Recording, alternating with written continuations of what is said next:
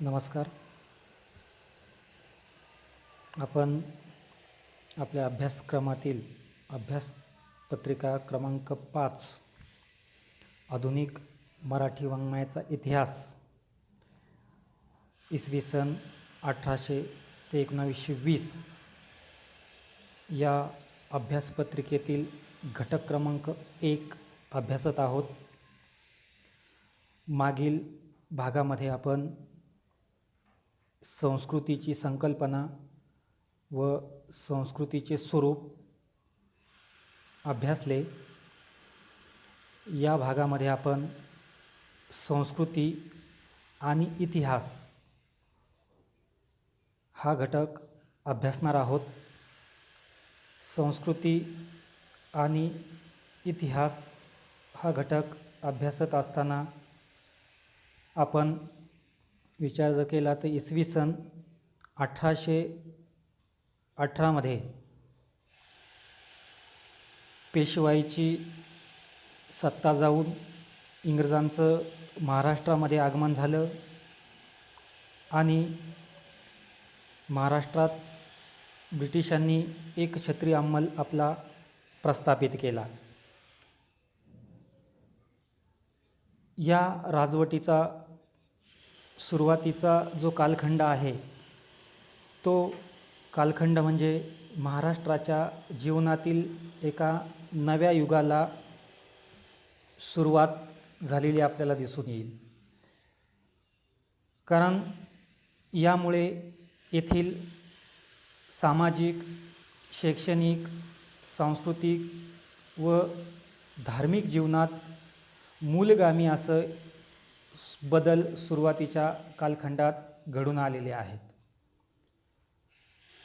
त्यासोबतच पाश्चात्य शिक्षण पद्धतीमुळे भारतीय लोकांना नवविचारांचे ज्ञान प्राप्त होऊ लागले आणि मग यामुळे समाज विघातक प्रथा नाहीशा झाल्या पाहिजे अशी इंग्रजांची तत्कालीन कालखंडामध्ये भूमिका होती आणि यासाठी त्यांनी शिक्षण प्रसार महाराष्ट्रामध्ये सुरू केला आणि याचाच भाग म्हणून इसवी सन 1815 साली बॉम्बे एज्युकेशन सोसायटीची स्थापना झाली.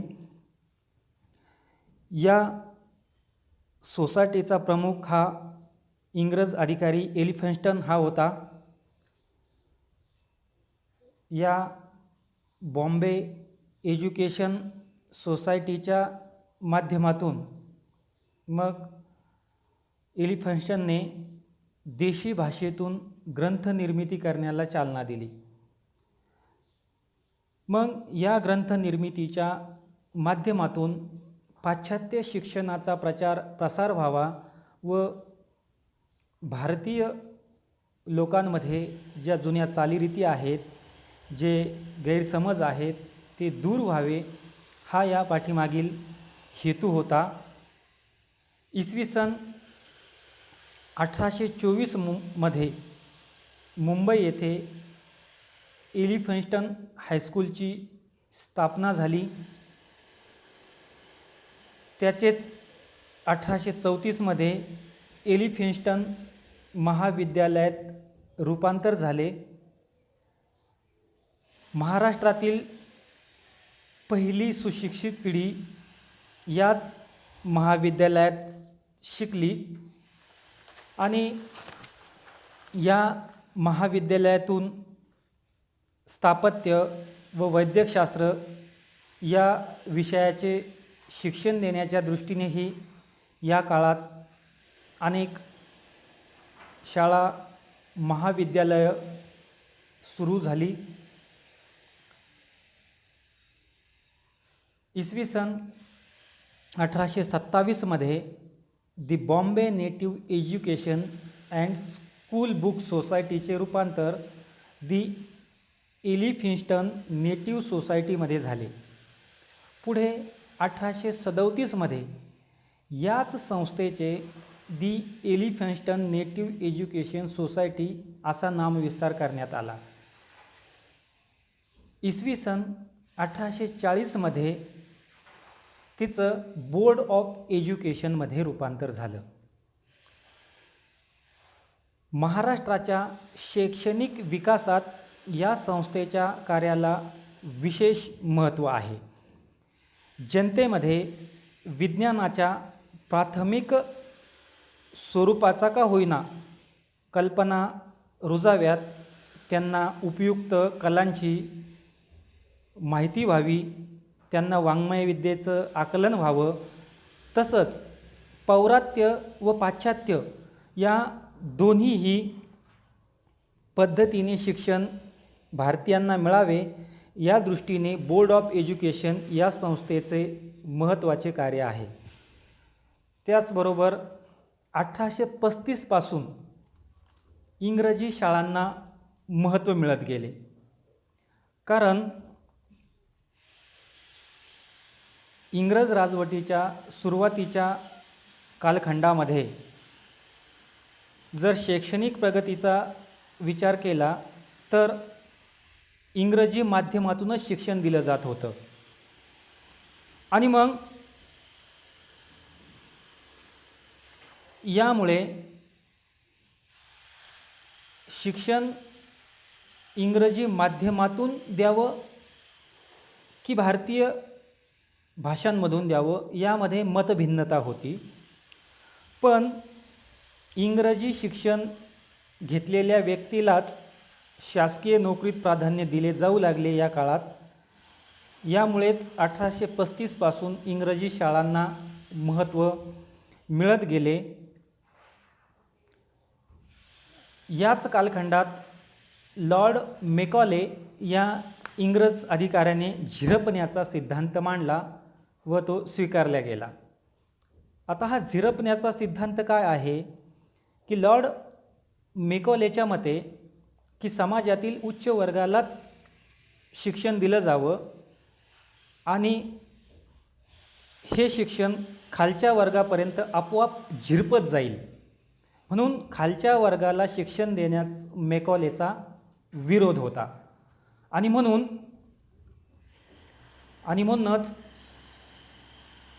महात्मा फुले यांनी या झिरपण्याच्या सिद्धांताला विरोध केला. कारण महात्मा फुले यांच्या मते बहुजन समाजाला देखील शिक्षण घेण्याचा हक्क आहे. समाजातील वरच्या वर्गातून खालच्या वर्गापर्यंत शिक्षण झिरपत येण्याला किती कालखंड लागेल, शतके लुटून जातील, आणि म्हणून समाजातील खालच्या वर्गालाही शिक्षण दिलं जावं असा महात्मा फुले यांचा आग्रह होता. म्हणून त्यांनी या सिद्धांताला विरोध केला. यानंतर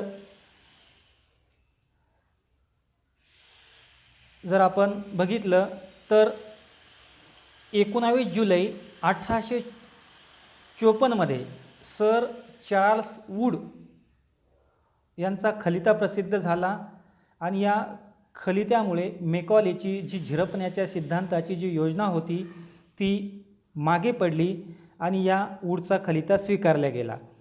आणि खऱ्या अर्थाने हा खलिता म्हणजेच भारतातील शैक्षणिक प्रगतीच्या दृष्टीने एक मांडलेले मार्गदर्शक तत्व आहेत. आणि या खलित्यामुळे महाराष्ट्रामध्ये नव्हे तर भारतामध्येच इंग्रजी ब्रिटिश शिक्षण पद्धतीचा प्रसार वेगाने झाला.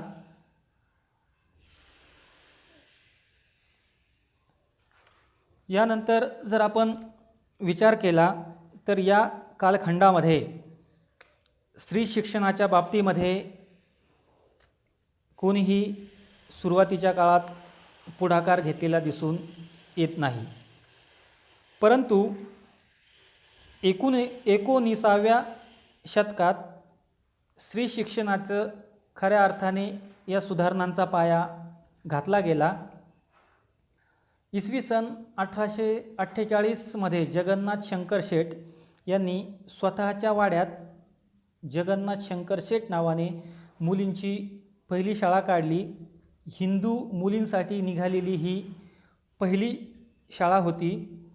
यानंतर याच वर्षी 1848मध्येच महात्मा फुले यांनी भिडेवाड्यात मुलींची शाळा सुरू केली पुणे येथे.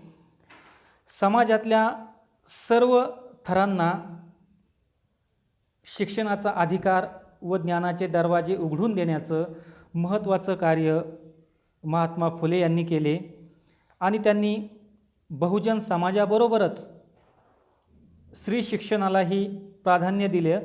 आणि यामागे त्यांची भूमिका होती महात्मा फुले यांची की कुटुंबातील एक पुरुष शिकला तर तो एकटाच शिकतो, परंतु त्याच कुटुंबातील एक स्त्री शिकली तर ती संपूर्ण कुटुंबाला साक्षर करते, ही त्या मागची भूमिका होती. आणि म्हणून त्यांनी 1848मध्ये मुलींसाठी शाळा सुरू केली आणि त्यातल्या त्यात अस्पृश्यांच्या मुलीसाठी शाळा सुरू केली.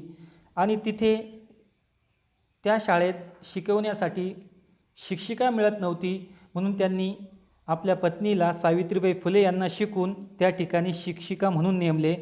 आणि या कार्यामध्ये महात्मा फुले यांना सदाशिव बल्लाळ गोवंडे, मोरो विठ्ठल वाळवेकर, सखाराम यशवंत परांजपे, बाबाजी मनाजी डोंगळे, सदाशिव गोविंद हाटे इत्यादींचं आर्थिक सहकार्य लाभलं. आणि जर आपण एकंदरीत या कालखंडामध्ये जर विचार केला तर या 19व्या शतकामध्ये शैक्षणिक जागृती व प्रसाराच्या चळवळीबरोबरच स्त्री समस्या असतील, अस्पृश्यता निर्मूलनाचे विषय कार्य असेल, वेगवेगळ्या समाजातील अनिष्ट प्रथा असतील, परंपरा असतील, अंधश्रद्धा असतील, समाज विघातक घटनाविरोधी झालेली जागृती, ही सगळी वैशिष्ट्ये या कालखंडाची आहे. आणि एकूणच या काळात